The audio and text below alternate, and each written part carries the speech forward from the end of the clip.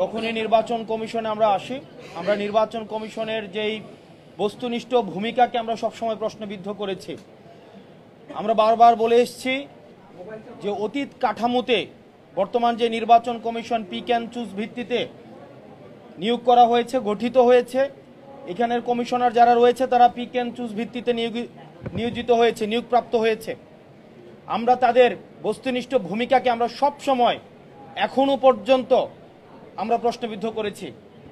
আমরা আজকে যে ন্যাক্কারজনক যে ঘটনাটির পুরো বাংলাদেশ যেটি সাক্ষী হয়েছে, এটি মূলত হচ্ছে আগামী নির্বাচন কেমন হতে পারে এবং সেই নির্বাচনে এই নির্বাচনের ভূমিকা কি, নির্বাচন কমিশনের ভূমিকা কি হবে এবং আগামী নির্বাচনে বিএনপি কি ভূমিকা রাখবে এবং পুলিশ কি দর্শকের ভূমিকা রাখবে, কি ভূমিকা পালন করবে, সেটির আজকে প্রমাণ হয়ে গিয়েছে।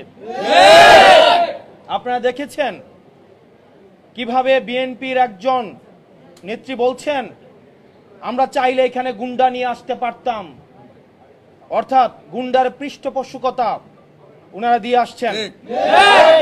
আমরা দেখছি নির্বাচন কমিশনের বাইরে লাঠি সুটা নিয়ে মহড়া দিচ্ছে।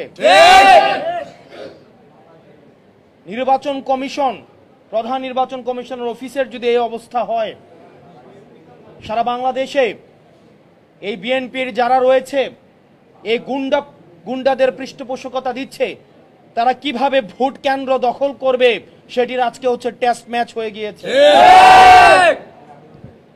এবং এইসব নেতাকর্মী বাংলাদেশে কিভাবে